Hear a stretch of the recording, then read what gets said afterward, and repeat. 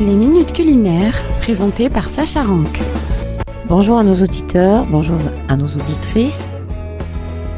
Aujourd'hui, pas de recette, juste une leçon sur les pâtes et les sauces qui les accompagnent. Voilà, parce que c'est vrai que nous les Français, nous avons envie de manger des pâtes, nous mettons n'importe quelle pâte avec n'importe quelle sauce. Mais chez nos cousins, les Italiens, ça se passe pas du tout comme ça. Alors, quelle pâte pour quelle sauce? Spaghetti ou penne?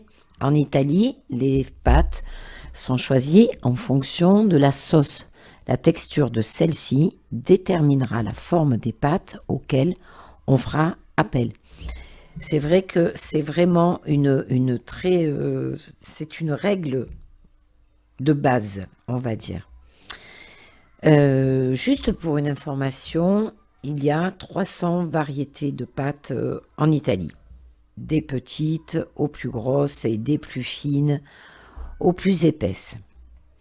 Alors, en ce qui concerne les pâtes courtes, la pasta corta, qui comprennent les farfalle, les fusilli, les penne, les rigatoni, les ruote, les trofie, toutes s'accordent divinement bien avec des sauces épaisses et ou contenant des morceaux à base de légumes, de viande ou de poisson, car elles absorbent particulièrement bien leur goût.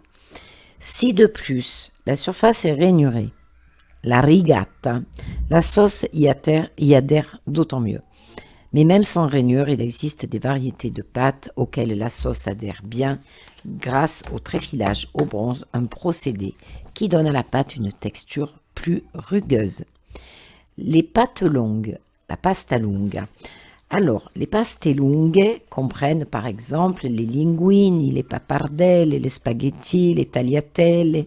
Pour ces variétés, il y a une règle empirique pour les pâtes. Plus les pâtes sont épaisses ou ont une plus grande surface, mieux elles absorbent la sauce. C'est pour cela que les Italiens ne savourent pas, par exemple, le ragoût à la bolognaise avec des spaghettis comme nous le faisons, mais avec des tagliatelles. En revanche, des spaghettis fins font une merveille lorsqu'ils sont mis en valeur par des ingrédients onctueux comme du pesto, de la sauce tomate, de l'œuf, du beurre ou de l'huile d'olive. Et les petites pâtes, la pastina. Les pastines comprennent par exemple les ditalini, les stelline et i risi. Ces variétés accompagnent surtout à merveille soupes et potées. Voilà, je vous ai donné un petit cours sur les pâtes italiennes. On n'a pas parlé des ravioli ou des tortellini.